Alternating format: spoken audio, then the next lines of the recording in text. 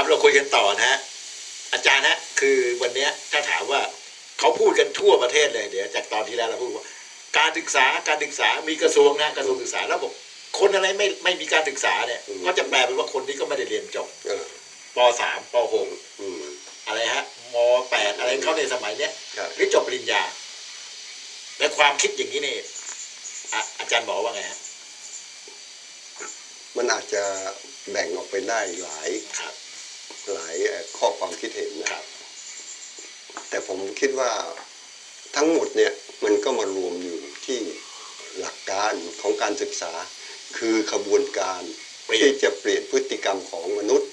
นะฮะในนี้ผมเขียนมาในหนังสือผมหลายเล่มผม10 ปีแล้วจะมีส่วนอันนี้ทีนี้ถามว่าการศึกษาที่ผมพูดเนี่ยมันมาจากไหนอ่ะผมไปเอามาเองเหรอคงไม่ใช่คงไม่คิดเองหรอกผมเป็นแต่แปลความตีความผมมาเอามาจากพระพุทธศาสนาครับท่านสอนไหมมีนะการศึกษาท่านสอนไหมกระทรวงของประเทศไทยที่เกี่ยวกับการศึกษาน่าจะเอาตัวนี้มาเป็นก็อยู่กระทรวงเดียวกันฮะกระทรวงศึกษาการศาสนาอยู่กระทรวงเดียวเอาเป็นตัวตั้งของอะไรคำขวัญหรือว่าเป็นอะไรผมเสนอเลยอยากให้การศึกษาของศาสนาพุทธเนี่ยท่านเขียนไว้ว่าไงพอจะนึกออกไหมไม่ออกท่านเรียกว่าอะไรเรียกว่าไตรสิกขานึกออกไหมไตรแปลว่าอะไรแปลว่าสามสิกขาคือศึกษาคือการศึกษามีองค์3ในการศึกษาครับอันนี้เป็นบาลีสันสกฤตจะเรียกสิกขาหรือศึกษาก็ได้ถ้าแปลภาษาไทยคือการศึกษามีองค์3มิติอะไรอย่างนี้ได้ไหมไม่ใช่มันมี3องค์ประกอบองค์ประกอบโอเคฮะนะมีอะไรบ้างล่ะก็ศาสนาพุทธก็รู้นะท่านชอบพูดศีลสมาธิปัญญาหรือปัญญาสมาธิศีลก็คือวินัยข้อกฎหมายข้อบังคับจารีตศีลสมาธิคืออะไรคือจิตสำนึกครับจิตสำนึกเราต้องแปลความนะไม่ใช่สมาธิไม่ใช่นั่งสมาธิมันคือจิตสำนึกคือการนั่งสมาธินี่คือการพัฒนาจิตสำนึกให้มีจิตสำนึกไม่มีจิตสำนึกจิตสำนึกที่สูงสุดที่สุดก็คือจิตสำนึกที่บรรลุรู้แจ้งรู้เองโดยไม่ต้องอ่านไม่ต้องคิดไม่ต้องฟังคือเป็นอัตโนมัติใช่อย่างนั้นได้ไหมใช่คือขั้นสูงสุดของจิตสำนึกศีลสมาธิอันนี้เราอยู่สมาธิปัญญาอะไรก็คือความรู้เพราะนั้นมีองค์3ไงฮะแปลมาจากองค์3เนี่ยองค์3วันนี้ท่านสอนไว้แล้วแต่เราไม่ได้แปลนะผมก็เราจะพีแต่ท่องเฉยก็ท่องแล้วมันไม่มาตีองค์3ก็ไม่ได้ตีความอ่ะแล้วผมถึงไม่ใช่นักการศึกษาก็มันตีความพอดีเคยเป็นอาจารย์แพทย์ก็คือเป็นครูก็เกี่ยวกับเรื่องการศึกษาว่าเนี่ยเกี่ยวแต่ว่าก็ไม่ใช่การศึกษาไม่ใช่ระบบเพราะนั้นผมตีความอย่างนี้นะครับผมคิดว่าไม่ผิดเพราะท่านพุทธเจ้าท่านสอนไว้คราวนี้มันขั้นตอนมันยังไงล่ะขั้นตอนก็มีหลายอย่างมัน3องค์อย่างนี้นะฮะจะเอาอะไรขึ้นก่อนศีลสมาธิปัญญาก่อนอื่นก็ต้องเอาปัญญาขึ้นก่อนคือต้องเอาความรู้ต้องมีความรู้ถ้ามันไม่มีความรู้อย่างอื่นไปต่อไม่ได้ก็รู้ว่าเราอยากจะทำอะไรจะรู้เรื่องอะไรรู้เรื่องการเป็นมนุษย์รู้เรื่องการขับรถรู้เรื่องทำการอาชีพมันต้องเอาความรู้มาตั้งพอรู้เสร็จแล้วมันก็กำกับด้วยศีลก็คือกระบวนการขั้นตอนระเบียบปฏิบัติวิธีการอยู่ในกลุ่มนี้หมดไม่จำเป็นจะต้องไปแปลว่าไม่ฆ่าสัตว์ไม่อะไรไม่เกี่ยวไปงั้นสิไม่ใช่แล้วองค์ประกอบที่จะช่วยให้2อย่างข้างเรื่องทำได้ก็คือต้องมีจิตสำนึกครับจิตสำนึกกับพัฒนานะอย่างเช่นเรามองเห็นภาพก็สำนึกรู้ขับรถไปสำนึกรู้ให้เขาก็อยากไปเหมือนเราให้เขาไปก่อนไหมคือมีความคิดจิตสำนึกมีสำนึกรับผิดชอบอย่างอื่นด้วยใช่หรือจิตสำนึกเนี่ยฝึกได้ด้วยการฝึกสมาธิภาวนาเนี่ยการมันเป็นพัฒนาจิตสำนึกนะคือสมาธิปุ๊บวันนี้ออโตเมติกละ มันก็ค่อย ค่อยๆทำไป ๆมันก็จะมีระดับขึ้นไปเรื่อยๆระดับสูงสุดก็คือ จะเกิดความรู้โดยที่ไม่ต้องคิดไม่ต้องฟังไม่ต้องอ่าน ความรู้จะเกิดขึ้นมาเอง ที่เรียกว่าภาวนามยปัญญา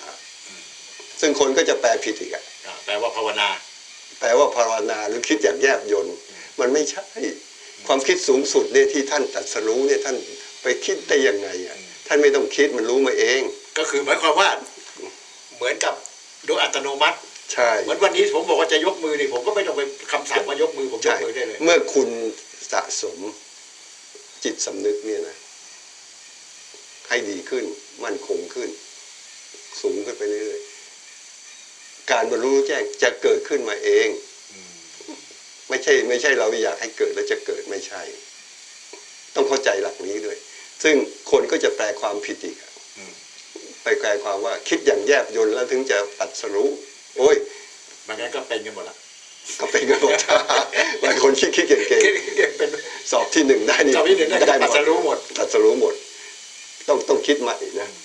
ไม่รู้ผมเสนออย่างนี้นะผมอิงจากหลักศาสนา แต่เป็นการตีความของผม ซึ่งคนอาจจะไม่เห็นด้วยก็ได้ ครับ คือในความคิดของอาจารย์หมอเนี่ยคิดว่าการศึกษาเนี่ยก็ไม่ใช่อย่างที่ว่าไปเข้าห้องเรียนอะไรอย่างนั้นก็เป็นส่วนหนึ่งละถูกไหมฮะ คือเอาความรู้มาแล้วนะ เอาความรู้มาแล้ว เสร็จแล้วก็ต้องมีวินัย มีวินัย มีวินัยก็คือจะต้องมีขั้นตอนในการเอาความรู้นั้นมาใช้ หรือขั้นตอนดำเนินชีวิต วินัยอย่างเช่นตื่นขึ้นเช้ามาคุณทำอะไรอ่ะคุณก็ต้องให้มันมีระเบียบที่สวยหน่อยครับไม่ใช่ตื่นสายหรือว่าอีกนะ5 นาทีจะต้องไปทำงานแล้วรีบมางั้นไม่ใช่ คุณต้องกะให้ถูกว่าเวลา คือ พอดี เกิดมาก็แสดงว่าไม่ได้ทำอะไรก็ได้ เออ จะต้องมีอะไรฮะมีขั้นตอน มีขั้นตอนใช่ มีขั้นตอนมีกาลเทศะอะไรแบบนี้ได้ไหมลงหมายความไหม ใช่อันนี้อยู่ในกลุ่มของศีลนะ ยังอยู่ในศีลอยู่ อยู่ในศีลก็คือศีลนี่เป็นตัวกำกับนะครับ ขั้นตอนว่าเราจะทำสิ่งใดสิ่งหนึ่งเนี่ยมันมีขั้นตอนจะหุงข้าวเนี่ยกูยังมีต้องมีขั้นตอน ไม่ใช่เอา ไม่ใช่ ไม่ใช่ เอาน้ำใส่แล้ว น้ำใส่ เละ หรือว่าจะทอดไข่นี่ก็ ไม่ได้ หม้อมาเนี่ยผิดแล้ว ต้อง ต้องจากกระทะ ใช่ เกียร์ ใช่ อะไรอย่างเงี้ย ใช่มีขั้นตอน มีขั้นตอน ขั้นที่ 2ของการศึกษาคือมีขั้นตอน ครับ แล้ว มีลำดับขั้น มีวินัยนั่นเอง พอคุณทำอย่างนี้ไปนานๆวินัยก็มันจะเกิดขึ้น มันก็โดยที่ไม่ต้องไปคำสั่งแล้ว ครับ ถูกไหมครับก็คือสุดท้ายไม่ต้องมีระเบียบ ครับ สุดท้ายก็ไม่ต้องมีกฎหมาย นะ นะทุกคนที่เมื่อกี้อาจารย์หมอพูดถึงเมื่อกี้เนี่ยเหมือนว่าขับรถที่อเมริกาเนี่ยนะคงไม่ต้องมีตำรวจไปยืนชี้นะว่าใครจะไปก่อนไปหลังสุดท้ายคือทุกคนรู้หน้าที่ ต้องแช่ รู้หน้า ก็ ที่ ฝันหรือให้เข้าไป2 คัน แล้วฉันไป2 คันไป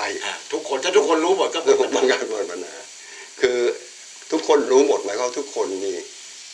มีกฎมีวินัยของตัวเอง ทีนี้ถ้าอย่างนี้แล้วเกิดเรารู้คนเดียวเนี่ยห ไม่ รือ ได้ เราการศึกษาคนเดียวก็อยู่ในสังคมไม่ได้คือต้องขยายการศึกษาเนี่ยให้กว้างขึ้นผมพูดอย่างนั้นถูกนะฮะ ใช่ ว่าหมายความว่าแม้แต่คนที่จะเป็นตรงนี้ก็ต้องมีจำนวนมากๆหน่อย ใช่ ไม่งั้นมันก็อยู่ไม่ได้ เพราะว่าคนมันเป็นร้อยเป็นล้านคนเนี่ย ใช่ อย่างนั้นไหม ใช่ใช่ถูกต้อง ทีนี้ มัน ถาม การ อาจาร เป็น ย์ ระบบ อีกนิดนึงครับคือว่าถ้าเป็นอย่างนี้เราสตาร์ทที่ไหนเนี่ยเด็กเกิดมาปุ๊บในวันนี้ก็คือเอาเกิดเลย เมื่อกี้ผมพูดไปค้างไว้ไง ฮะ คือเริ่มต้นให้ความรู้ก่อน อ่า ความรู้แล้วก็ฝึกวินัย ครับ แล้วก็จิตสำนึก อันนี้ทำได้ตลอดชีพไหม ใช่ใช่ ไม่ได้ทำตอนเด็ก ใช่พอทำอันนี้รู้แล้วว่าเราจะทำอะไร ๆครับ เราก็คือเอาปัญญามาก่อนใช่ไหมแล้วก็ศีลตามมาวินัยแล้วก็สมา ส ธิ มาธิ แต่พอรู้ว่าจะทำอะไรแล้วกลับเลย เอาวินัยเป็นตัวตั้ง อ่า คือวินัยเนี่ยขับรถผมก็ขับเป็นแล้วทำไงก็เป็นแล้ว ผมจะต้องรักษาวินัยในการขับรถสำคัญที่สุด พอรู้ทั้งหมดครบปุ๊บก็เอาวินัยมาเป็นตัว จะตัวตั้งนั่นแหละอันนี้แหละคือไตรสิกขาเนี่ยมันวนรอบอย่างนี้ เอาอะไรขึ้นก่อนก็ได้ แต่ว่าเลือกที่จะเอาอะไรขึ้นก่อน แต่ผมคิดว่าตอนแรกเนี่ยเอาความรู้ก่อน พอรู้ว่าจะทำอะไรแล้วเนี่ยเอาวินัย อย่างเช่น ผมอยากจะเป็นนักดนตรีที่ดี ผ ผมรู้แล้วจะทำยังไง ต้องมีความรู้เรื่องโน้ตยกตัวอย่างรู้ อ่า ว่าทัด รู้ ห้าเส้น เออ คือรู้เรียนรู้ รู้แล้ว ครับ แต่จะให้ดีผมก็ต้องฝึกใช่ไหมฝึกคือการมีวินัย ก็วินัยก็คือต้องฝึกให้เป็นมีวินัยการฝึกว่าวันหนึ่งฝึกกี่ชั่วโมง แล้วขั้นตอนจะฝึก ครับ ยังไง ขั้นตอนฝึกยังไง เสร็จแล้วพอจะให้เพราะยิ่งขึ้น ผมก็ต้องมีจิตสำนึกไงเมื่อกี้นี่มันเพี้ยนอีกนิดนึงตัดอีกนิดนึงเติมอีกนิดมันจะ จน เพราะ สุ ไห ด ม ท้ายไม่ต้องมีโน้ต ตอนสุดท้ายไปแล้ว ไปแล้ว เป็น ไม่ต้องมีโน้ต เป็นอัตโนมัติ ไม่อัตโนมัติ ครับ อันนี้แหละจบเรื่องการศึกษาถ้าเรายังไม่มีตัวตั้งในการที่จะไปเปลี่ยนระบบการศึกษานะผมเชื่อมันก็เหมือนเดิม ก็กลับมาเหมือนเดิม เหมือนเดิม แล้วตลอดเวลาที่ผ่านมาเนี่ยกระทรวงหรือว่าการศึกษาไทยนี่ก็มีมาเป็น100 ปีนะฮะที่ว่าเรียนระดับบังคับสมัยรุ่นพ่อรุ่นแม่เราเนี่ยก็บังคับป .4 อย่างนี้ตัวอย่างในเดี๋ยวนี้ก็บังคับป .6 ป .7 อะไร ก็ เนี่ย ป .4 ตอนนั้นก็ได้กันได้ความรู้ไง ได้ความรู้ก่อน เออ มันเปลี่ยนไปเยอะไหมฮะ เปลี่ยนไปสังคมมันเปลี่ยนไง มันเปลี่ยน สังคมที่คนมากขึ้น ก็ต้องการวินัยมากขึ้น แต่ที่มันผ่านมาทั้งหมดเนี่ย การศึกษาก็คือโรงเรียน อืม ครู อืม นักเรียน อืม นะใบอะไรฮะใบผมเมื่อก่อนเรียกใบสุทธินะฮะ ไป หรือ สุ ว่า ทธิ ใบ ไป สุท ประ ธิ กาศอะไรก็แล้วแต่ อันนั้นก็เป็นส่วนหนึ่งละ เออ ใช่ไหมฮะ อืม ถ้าถามวันนี้ถามนักเรียนหรือถามอย่างถามผมนี่ว่าการศึกษาอะไรก็คือมีแค่เนี้ย ใช่ ก็คือไปโรงเรียน มันก็ได้แค่นี้ ก็ ไง ตื่นเช้าก็ไปโรงเรียนนะ ก็มันเป็นมาแล้วหลายปีนี่ถ้าอยากจะได้อย่างเดิมก็เป็นอย่างนี้ ไม่ต้องเปลี่ยน ก็อยู่เฉย ก็อยู่ ๆก็ให้มันอยู่เหมือนสมัยก่อนก็ ก็ คือ อยู่ เป็น ไป ระดับจากป ก็ไปเรื่อย .4 เป็นป .7 หรือว่าป ใช่ใช่ .6 อะไรก็ว่า ใช่ ไป ใช่ไป แค่ขยายให้มันกว้างขึ้น ใช่ให้ควบคุมมากขึ้น ให้ควบคุมมาก ให้ ขึ้น ความรู้มากขึ้น สอนให้พูดภาษาอังกฤษได้ดีขึ้น อะไรมันก็ได้แค่นั้นแต่พฤติกรรมของเขาเนี่ย เปลี่ยนไหมเปลี่ยนไหม คุณต้องการจะเปลี่ยนหรือเปล่า แต่ถ้าคุณไม่ได้กำหนดว่าการศึกษา คือพฤติกรรม คือการแบบเปลี่ยนพฤติกรรม คุณก็ไม่ได้แก้เรื่องพฤติกรรม คนที่อยู่ในสังคมใหญ่ๆเนี่ย ถ้าพฤติกรรมมันดีงามเนี่ยมันไม่มีปัญหา สังคมก็อยู่ได้ ได้ ประเทศก็อยู่ได้ ได้ ถ้าปล่อยอย่างนี้อยู่ไม่ได้นะ เพราะว่าพฤติกรรมไม่เปลี่ยน ไม่เปลี่ยน ถึงแม้จะเรียนได้จบอะไรมาได้เกรด ไม่ นิยม เปลี่ยน ได้ที่ เลย หนึ่งถ้าไม่เปลี่ยนก็คือไม่ได้การศึกษา บางคนที่เขาเรียนเก่งหรือเป็นนักวิทยาศาสตร์เก่งๆเนี่ยเขาจะเอาความรู้เป็นตัวตั้ง เขาจะเก่งเรื่องความรู้ แต่หารู้ไม่ว่าเขาจะรู้อย่างนั้นได้หรือเขาจะทำงานให้ประสบผลสำเร็จได้เนี่ยเขามีวินัยนะ บางครั้งเนี่ยเขาจดจ่อที่จะทำงานให้สำเร็จได้ แต่คนไม่รู้เนี่ยคิดว่าเขาค้นคว้าอย่างเดียว ใช่ที่เขาสำเร็จเนี่ยเขามีวินัยนะ อ๋อ แล้วก็ที่เขาสำเร็จได้เนี่ยเพราะเขามีจิตสำนึก ก็มี3อย่างเนี้ย ทำอย่างนี้แหละ แต่เรา แต่เราจะคิดว่านักวิทยาศาสตร์เก่งๆได้รับรางวัลโน อ๋อ เบ มัน ล รู้ ไพรส์อันนี้ก็คือมันรู้ แต่จริงๆแล้วกว่าที่เขาจะรู้เนี่ยเขามีอย่างอื่น ยังมีอย่างนี้คือเขาทดลองเนี่ยบางทีเขาไม่นอนเลย คือเขามีวินัยในการ ใช่ ในการเขาเรียกในการดำเนินการศึกษาด้วย ใช่ ถ้าอาจารย์หมอคิดอย่างนี้คิดว่า จะ จะเปลี่ยนชื่อได้ไหมการศึกษาเป็นอย่างอื่นได้ไหม คือมีคำอื่นไหมเพราะการศึกษามันเนี่ยพอพูดถึงปุ๊บก็เอาแผนพัฒนาหรือว่า อะไรการศึกษาก็คือเอาเข้าไปเรียนนะจนกระทั่งต้องจบม.3 อย่างนี้นะฮะ ไม่รู้ จะเปลี่ยนเป็นคำไหนดี ไม่รู้ เดี๋ยวท่านที่ดูรายการนี้อยู่ก็ลองคิดนะ ต้อง ว่า คิด แต่ว่ามัน คิดคำศัพท์เนี่ย ของศาสนาพูดท่านพูดไว้เรียบร้อยนี่ผมไม่แน่ใจนะท่านพูดถึงสิกขาเฉยๆหรือเปล่า ครับ แต่ที่ท่านพูดเนี่ยท่านจะพูดไตรสิกขา ไตรสิกขา ก็ไม่รู้อันนี้ชื่อมันก็ไม่สำคัญห ค ร รั อบ ก แต่ว่ามันวิธี ต้องสำคัญเนื้อหาเนี่ย วิธีการ เข้าใจเหมือนกันไหม ถ้าจะเป็นอย่างนี้เนี่ยอาจารย์หมอคิดว่า เอาละเวลาที่ในประเทศไทยตอนนั้นก็มีเด็กเกิดใหม่มาทุกปีนะฮะแล้วก็คนก็อยู่กัน60 กว่าล้านคน เอาใกล้ๆเราที่สุดเลยคือประเทศไทยเนี่ย อาจารย์หมอคิดว่าต้องควรจะทำยังไง ก็ทำขั้นตอนอย่างที่ผมว่า ครับ เหมือนกับการขับรถยนต์ แล้วก็ออกถนนให้เป็นให้รู้ทำได้ทำเป็น ก็มี3 ตอน คราวนี้จะสังเกตว่าตอนแรกเนี่ย ผมให้เริ่มต้นที่ความรู้ จะได้รู้ว่าเราจะเรียนอะไร เรียนเพื่อไปทำอะไร ถ้ามันไม่รู้มันก็ทำไม่ได้ ไม่ได้ ก็ต้องเริ่มความรู้ รู้ก่อน เสร็จแล้ว ถึงขั้นตอนทำเนี่ยมันต้องเอาวินัย อ่า ประเทศที่มีวินัยเนี่ย ถึงจะ ถึงจะอยู่ได้ ถึงได้ ใน ก็ลองดูสิโลกนี้ที่ประเทศ ญี่ มี ปุ่น วินัยญี่ปุ่นอะไร ญี่ปุ่น ใช่ไหมวินัยยอดไหม ครับยอดเยี่ยม เยอรมัน ยอดเยี่ยม ยอดเยี่ยมเอาใกล้ๆบ้านเรานี่ใครบ้างที่มีวินัย สิงคโปร์ แล้วอะไรอีกสักประเทศหนึ่ง ประเทศใกล้ๆเนี่ยไม่น่าจะมีแล้วนะ มี มีใครฮะที่กำลังน่าส มาน ใจ เลเซีย เอามาเลเซีย เขามีวินัยเพราะอะไร ก็ เขาเคร่งศาสนาไหม เขาศาสนาเขา80-90%เป็นมุสลิมนะ แล้วเขาเคร่งไหม เคร่งฮะ เคร่งนั่นแหละเขามีวินัย เพราะฉะนั้นเขาถึงสามารถเปลี่ยนประเทศได้ภายในเลือกตั้งครั้งนี้ เพราะเขามีวินัย แล้วเขาจะไปได้ คือจริงๆศาสนาก็คือทำให้เขาสร้างให้เขาเป็นคนที่มี ใช่ อัตโนมัติ ศาสนาเขาจะเป็นไงเราไม่รู้ อ่า แต่รู้ว่าสิ่งที่ทำให้เขาเป็นคนอย่างนี้ได้เนี่ย เพราะว่าเขามีวินัย คนจีนในมาเลก็ไม่ใช่มุสลิม แต่ แต่ ว่า เขาไม่มีวินัย แต่เขามีวินัยตามที่เพราะ เขา แม้ ก็อยู่กับ ก็อยู่คนมีวินัยกูก็ต้องมีด้วย อันนี้คือที่เมื่อกี้อาจารย์พูดถึงว่าข้อแรกเลยใน38นี่ต้องเจอคนดีก่อน ใช่แล้ว ฉะนั้นถ้าไปอยู่กับคนที่ไม่มีวินัยเนี่ย มันก็ไปเลย มันก็ไปเลย อย่างที่ขับรถไปนะไอ้เพื่อนดีอย่างเงี้ยแซงไปเลยอ้าวก็เอาใจเพื่อนก็แซงไปแล้วไปเกิดอุบัติเหตุไม่เป็นไรจอดตรงนี้เดียวก็ได้อย่างเงี้ยก็ตามเขาไปอีก คืออาจารย์บอกฮะสมัยเราเด็ก มันไม่ใช่ ผมเด็กๆนะฮะก็มีความคิดว่าถ้าเกิดเรารถอะไรชิงฉับทัวร์อะไรเงี้ยไปไหนที่ก็ทิ้งขยะ คนไทยทิ้งขยะทั่วกรุงเทพนะฮะจนกระทั่งมายุคหมาจำลองนี่ก็เบิ่งสะอาดเลยตอนนั้นเนี่ยเขาบอกว่าคนไทยไปสิงคโปร์นี่ไม่กล้าทิ้งขยะ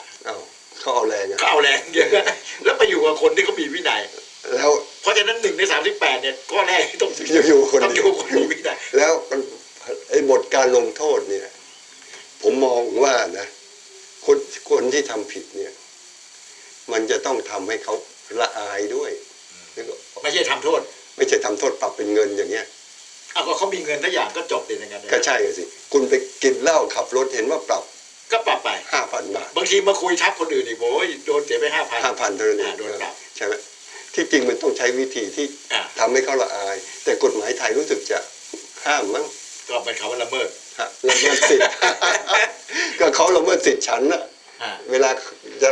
ฉันจะเลิก ทีนี้มันมีอย่างนี้อันนะอาจารย์ตั้งแต่เราคุยเรื่องโรงเรียนเรื่องอะไรมานี่นะฮะก็ถามว่าโรงเรียนอย่างเนี้ยเขาตีเด็ก อืม หน้าเสาธง อืม คนก็โพสต์ไปด่าแหลกว่าครูเนี่ยตี อืม ตีเด็ก อืม นะครับ ผมก็บอกเขาตีเนี่ยเขาจะตีโชว์คนอื่นว่าให้อย่าท ใช่ ำอันที่เดียวที่สองเขาให้คุณอับอายป่ะ ใช่ แต่ถ้าแอบไปตีเฉยๆก็มันก็เจ็บเสร็จ ก็ ก็ เจ็บ เลิก ไม่ เจ็บ ใช่มันต้องให้อับอายบ้านเรานี่เขาไปยึดกฎอะไรมาเนี่ยว่าแล้วละเมิดสิทธินี่มันคืออะไร อ่ะแล้วก็ปิดหน้าและสายโบ ใช่ กันคนเห็นอีก ผมว่าต้องเปิดหน้า อ่า แล้วต้องเผยว่าพ่อแม่มันคือใคร ครับอันนี้เป็นอย่างนี้ฮะอาจารย์หมอ คือเรื่องตลกอ่ะ เด็กก็ปิดหน้าหมดแต่พ่อแม่เปิดอย่างเงี้ยมันก็เป็นประโยชน์แล้วก็นางสาวเอ็กนางสาวเอ็มมาอยู่ตลอด มันต้องเปิดทั้งหมด ครับอ๋ออันนี้เป็นคำว่า ให้สังคม แต่ไม่คิดว่าประจานนี่ไม่ได้หมอ ไม่ใช่ให้สัง ไม่ได้ ค ป ม ระจาน ให้สังคมเป็นคนกำกับ เป็นคนกำกับ นะไม่ใช่ละเมิดหรอก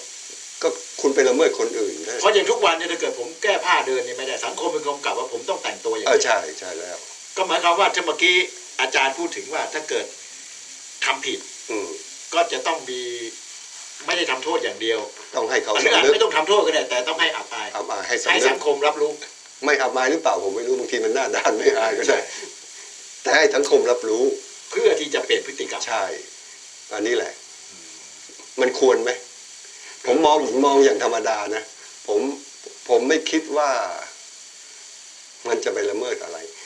ที่บางประเทศแถวนี้เวลาทำผิดเขาเครียดมีใช่ไหม เอาเขาเปิดเลยฮะ เขาเปิดใช่ไหม เปิดหน้าเลยฮะ เขาเครียดเลยใช่ไหม แล้วบอกชื่อนามสกุลเรียบร้อย ใช่อันนี้ต้องบอกชื่อนามสกุลพ่อแม่ปู่ย่าตายายบ้านมันอยู่ที่ไหนญาติมันอยู่ที่ไหนต้องบอกให้หมด ครับ มันจะได้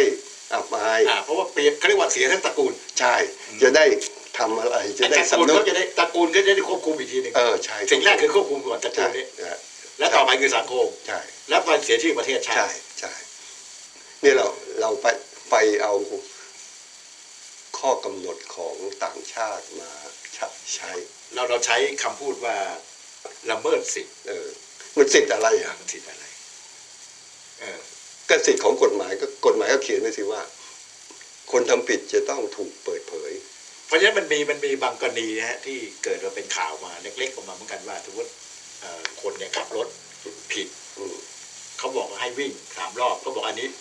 ผิดคุณต้องว่ากันตามกฎหมาย คุณจะปรับก็ปรับเขาเลย ทำไมให้เขาต้องมาวิ่งรอบรถ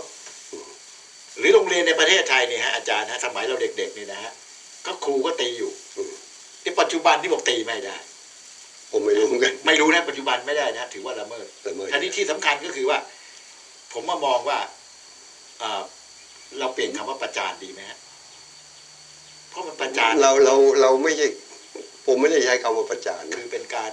ให้สังคม การ รู้ เปิดเผยเพื่อให้สังคมได้รู้ และเขาจะได้สำนึกที่จะไม่ทำให้ชื่อเสียงเขาวงตระกูลเขาต้องเสื่อมเสีย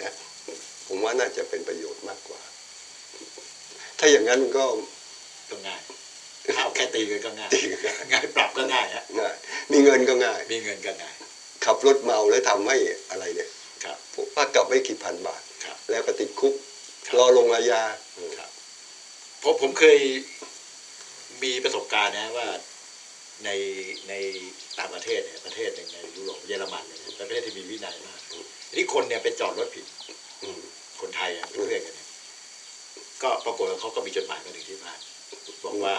ผิด คุณจอดรถผิด อืม ไม่ปรับ อืม เพราะคุณรู้ไหมว่าที่ผมปรับคุณเนี่ย ค่าปรับผมเนี่ยค่าพนักงานค่าอะไรเนี่ย มากกว่าค่าปรับที่ผมได้เงินคุณ คราวหน้าอย่าผิดนะ อย่าง เขา นี้ ก็เกิด ดี ความรับผิดชอบว่า เออ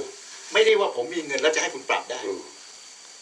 มันไม่ใช่ว่าแก้ที่ตรงเงิน ใช่ ถูกไหมมันแก้ที่ตรงที่ว่าคุณต้องมีวินัย และมีความรับผิดชอบต่อสังคม ครับ อย่างนี้ถือเป็นการศึกษาเหมือนกันไหม ใช่ถูกต้องทั้งหมดเนี่ยมันอาจจะสรุปได้ว่าเนี่ยเราไม่ได้มานั่งคิดนะ ว่าเราจะให้การศึกษาอย่างไร เราไม่ได้มานั่งคิดว่าศาสนาได้สอนเรื่องการศึกษาอย่างไร มีขั้นตอนอย่างไร แล้วเราไม่ได้ตีความ เราก็มัวไปตามประเทศที่เขาพัฒนาแล้ว ซึ่งเขามีคนละคุณสมบัติของเขาซึ่งไม่เหมือนเรา โครงสร้างของสังคมไม่เหมือนกัน ก็ไม่เหมือนกัน เราก็ไปตามเขาหมดก็มันมาถึงคล้ายๆว่า การเปลี่ยนแปลงการปกครองเนี่ย เราก็จะตามเขาเนี่ยเป็นแบบเนี้ยก็ถามว่าถ้าเราไม่เลือก1 คะแนนต่อ1 คน มันจะเป็นประชาธิปไตยไหม เป็นไหมคุณจะใช้วิธีการอะไรไอ้นั้นพอพูดอย่างนี้ปั๊บคุณก็ไม่กล้าคิดแล้ว ใช่ครับเพราะว่ากลายเป็นตรงข้ามกับ ใช่ โลกยุคใหม่ ใช่ โลกประชาธิปไตย เพราะฉะนั้นมันมีตัวล็อกอยู่ไง อ่า คุณก็จะเป็นอยู่อย่างเนี้ย ครับ อันนี้การศึกษาอย่างเนี้ยถ้าเราจับประเด็นอย่างที่ผมพูดได้เนี่ยผู้ที่จะนำเนี่ยอาจจะเป็นทางสงฆ์นะครับ ว่าให้สงฆ์เนี่ยศึกษาเรื่องนี้ให้ดีแล้วก็มาเผยแพร่หรือว่ามาทำความเข้าใจต่อสังคม ครับ ว่ามันควรจะเป็นยังไง คือประเทศไทยเนี่ยอาจารย์มันส่วนใหญ่เพราะว่าใครพูดถึงเรื่องวัดเรื่องพระอะไรเนี่ยก็ส่วนใหญ่ก็จะเป็นผู้สูงอายุ แล้วก็มีอะไรที่ผิดหวังหรืออะไรไปอย่างนั้นนะที่ออกมาในรูปแบบนั้นเนี่ยแต่อาจารย์ว่าจริงๆแล้วเอาทางด้านนี้เข้ามาเนี่ยจะเป็นประโยชน์และรวดเร็วกว่า ใช่ เพราะว่าศาสนาก็คือเป็นเรื่องของปราบเอาคนโทษ ใช่แค่ว่าเราปรับให้คนมี พฤติกรรม พฤติกรรมโดยใช้ขบวนการ3 อย่างเนี้ยให้ได้ดีแล้วเนี่ยทุกอย่างจะเริ่มได้ มันก็ต้องเริ่มตั้งแต่เด็กจากบ้านมาจนถึงโรงเรียน ครับ มันก็เป็นไปได้ ก็จริงมันพันกันหมดถูกไหม พันกัน มันจะต้องทำยังไงให้มันมี3 อย่างครับคืออาจารย์ว่าอย่างเดียวไม่ได้ ไม่ได้อย่างเดียวไม่สำเร็จ เพราะได้การแปลความหมายว่า ต้องพัฒนาทั้งเรื่องการศึกษาแห่ง ไอ้ ชา นั่ ติ นมัน แผ เป็น นอะไรพวกนี้ มันเป็นโครงสร้าง เป็นโครงสร้าง ไม่ใช่พฤติกรรม เพราะว่าเขาไม่ได้ตี เรื่องพฤติกรรม การศึกษาว่าเป็นพฤติกรรม แต่ผมตีความว่าคือการเปลี่ยนพฤติกรรม ปรับเปลี่ยนพฤติกรรมของมนุษย์ คือพฤติกรรมในทางที่ดีอย่างนี้ ครับ นะครับ เพราะฉะนั้นเราพูดจริง ๆ แล้วก็คือว่าทำให้ประเทศเราเนี่ยมีคนดีเนี่ยก็คือ ใช่ ต้องมีการศึกษา ใช่ และการศึกษาก็แปลอย่างที่อาจารย์พูดถึงคือ ใช่ ต้องรู้ต้องเป็นต้องอะไรเนี่ยนะครับ ก็การศึกษาที่พฤติกรรมไม่ดีก็จะเห็นอยู่เยอะๆที่มัน ครับ ก็ยังเป็นปัญ ไป หา ลอบ ในประเท ทิ้ ศ ง ไทย เขาหรือไปลอบ อ่า ฆ่าเขา ไปปล้นเขาไปข่มขืนอะไรเงี้ย หรือไปเวลาเดินขบวนก็ ไปเชื่อเขา ไปเชื่อแล้วก็เอา อืม ทำร้ายใคร อ่า ก็ได้ อันนี้มันเป็นการศึกษาเหมือนกันนะครับ เป็นการทางที่ไม่ดี ที่ไม่ดี ไม่ได้การศึกษานะเพราะฉะนั้นวันนี้ education การศึกษานะฮะถ้าแปลให้ลงตัวก็คือแปลว่า ครับ เปลี่ยนพฤติกรรม การปรับเปลี่ยน การปรับเปลี่ยนพฤติกรรม ปรับเปลี่ยนพฤติกรรมของมนุษย์ ให้ในทางที่ดีด้วยอันหนึง ถ้าจะพูดถึงสัตว์ก็ได้แต่มันจะกว้างเกินไป ทีนี้เอากว้างๆนิดหนึ่งคือประเทศไหนในโลกที่อาจารย์คิดว่ามันอย่างที่ต้นรายการเมื่อตอนที่แล้วถามว่า อาจารย์ที่ไปอินเดียมาเนี่ยคนอินเดียเนี่ยนะฮะผมก็เห็นก็แปลกนะเขาก็นั่งอยู่แบบ แต่เราไม่รู้เรามีความรู้สึกทางใจป่ะนะว่าเขากินนิดกินหน่อยเขานั่ง แล้วเขาก็หน้าตาเขาเหมือนไม่มีความทุกข์ไม่รู้เขาทุกข์หรือเปล่านะ อย่างเงี้ยมันเป็นไปได้ไหมฮะ มันจะมีคนส่วนหนึ่งที่เขาเป็นอย่างนั้นจริง เพราะว่าการแบ่งชั้นวรรณะในอินเดียยังมีอยู่ถูกไหมฮะ มีอย่างนี้ แต่เขาพอใจตรงนั้นหรือไม่ฮะ ๆผมเชื่อว่าโบราณเนี่ยเขามองแล้วว่าถ้าไม่แบ่ง มันจะวุ่นวาย แล้วมันก็สืบต่อมาพอตอนหลังนี้อยากจะไม่เลิกไม่มีชั้นวรรณะมันก็ต้องมี ก็ค่อยเปลี่ยนค่อยเปลี่ยน ต้องดูบริบทของสังคมนะ เรื่องของจิตใจ เขาคงคิดไม่เหมือนเรา ครับ เขาคิดอีกอย่าง ครับ ก็เป็นเรื่องที่มีจุดยึดเหมือนกัน อาจารย์ว่าสมมติเราไปทั่วโลกมาเนี่ยอาจารย์คิดว่าประเทศไหนที่มันเหมือนพฤติกรรม หรือว่าการปรับเปลี่ยนพฤติกรรมหรือว่าการศึกษาที่ประเทศที่อาจารย์เห็นแล้วเนี่ยนอกจากอเมริกานะเมื่อกี้บอกว่าก็ยอมรับว่าเขามีการศึกษาที่ใช้ได้ ใช้ได้ แต่เขาจะไม่ดีเรื่องค้าขายอาวุธอะไรนี่เรื่องนะมีประเทศอื่นนะที่ ประเทศอื่นนี่ผมไม่แน่ใจนะ ไม่แน่ใจอย่างสิงคโปร์นี่ถือว่าได้ไหม สิงคโปร์นี่เขาเป็นประเทศที่ มีขาดอะไรไปหรือว่าเป็นวินัยอย่างเดียว เขาเป็นประเทศพ่อค้า สมมติเราอยากให้ประเทศไทยนะเป็นแบบประเทศไหน อันนี้ต้อง เอาญี่ปุ่นไหมฮะ คือไอ้สิ่งที่เราอยากเนี่ย อ่ะ บางทีมันทำไม่ได้ เพราะฉะนั้นอย่าไปอยากเลย ถ้าจะ เอา เป็ เป็น นว่าคิดถึงตัวเองให้ได้ว่าตัวเองคนอะไรรู้ ควรจะ ตน รู้ก่อนมาพิจารณาก่อนว่า ว่าคนเรานิสัยอย่างนี้ แล้วจะเอายังไง จะเอายังไง ตั้งแต่ระบบเล็กจนถึงระบบใหญ่ ตั้งแต่ในบ้านไปจนกระทั่งถึงการเมืองอ่ะว่างั้นเถอะ แต่ที่เห็นกันอยู่เนี่ย ที่เป็นผมเรียกว่าเป็นข้อเสีย หรือข้อด้อยนะแต่คนส่วนใหญ่คนส่วนหนึ่งคิดว่าเป็นข้อดีอย่างเช่นยศถาบรรดาศักดิ์แล้วก็ทั่วทั้งชนบทก็จะมีท่านนายก นายกอบต ใช่ ผู้ใหญ่บ้าน ใช่ ผู้ใหญ่บ้านเขาเรียกว่าผมใช้คำพูดนี้ได้ไหมว่าเป็นจ่าฝูงอย่างพวก เนี่ยเราไปติดอันนี้นะ ถ้าเราเลิกอันนี้นะ ถ้าเลิกเรียกยศเรียกอะไรนะ โอ้โหคนคงจะไม่ชอบไม่ชอบ มันอาจจะดีขึ้นในเรื่องที่ว่ามัน ไม่ชอบเช่นอย่างของฝรั่งเขาบางประเทศใช่ไหมพอออกจากทหารแล้วเขาก็ใช้นาย ของเราก็ยังเป็นติดยศอยู่จน ติดยอดจนตาย แล้วก็ยังมีอิทธิพลอยู่ตลอด อันนี้มันติดอยู่ อันนี้จะแก้ยังไง จะแก้ยัง เพราะเป็นพฤติกรรมแล้ว เพราะเขาได้รับการศึกษาให้เป็นอย่างนี้คือเขาปรับเปลี่ยนพฤติกรรมให้เป็นคนอย่างนี้ แล้วเราจะแก้ยังไง เราต้องเปลี่ยนพฤติกรรมอย่างไร มันต้องมีขบวนการซึ่งคนกลุ่มใหญ่จะมาช่วยกัน ต้องใช้ วิเคราะห์วิจารณ์ว่าจะทำยังไง สมมติที่วันดีคืนดีเราบอกว่าห้ามเลิกห้ามไม่ให้ใช้คำว่าท่าน ครับ ก็ยังมีคนใช้อยู่ ก็ยังมีคนใช้ห้ามไม่ได้แล้วก็กราบเรียนท่านนายก ครับอย่างประเทศเพื่อนบ้านเราหลายประเทศนะเขาก็นายนะเขาก็ไม่ได้มีคำว่า ใช่ อาจารย์หรือไม่มีคำว่าท่านอะไรนะ เออ คือท่านนี่ก็ไม่เป็นไรฮะสุภาพหน่อยแต่ไปเรียกเป็นยศถาบรรดาศักดิ์นี่เขาก็ไม่มี ไม่มีทำไม พอเรียกมากๆนี่เป็นไงฮะคุณหมอ มันติดไง ติดเขาเรียกเสพติดไหม เสพติด ก็คือใครไม่เรียกนี่ผมโกรธ เสพติดอัตตา อัตตามก็ว่า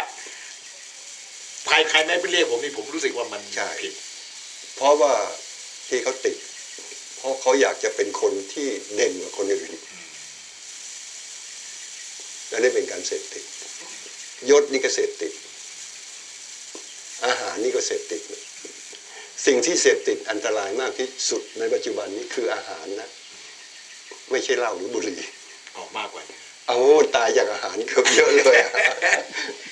ผมนึกว่าบุหรี่นี่จะทำให้คนแบบ หรือว่าอะไรฮะกัญชาหรือยาเสพติดนี่หมอว่าของกินเนี่ย โอ้ มากกว่า มากกว่ามีอยู่ทุกบ้านเลย เสพติด กว่า อาหาร แล้วก็วันละ3 ครั้ง แล้วกินกันจนล้น มันเสพยังไงฮะมันเสพติดที่บ้านก็ เพราะมันไม่ได้กินแล้วมันอยาก มันอร่อย ไม่รู้มันไม่ได้กินแล้วไม่อยากกิน ผมสังเกตว่าเวลาอาจารย์หมอไปผมเจอเนี่ยนะอาจารย์หมอไม่เคยเติม